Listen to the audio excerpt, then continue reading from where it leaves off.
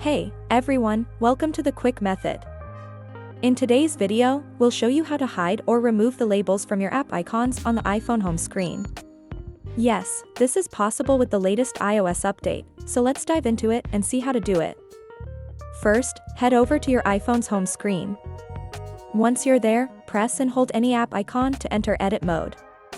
After that, look at the top left corner of the screen and tap on Edit. Now, select Customize from the options presented.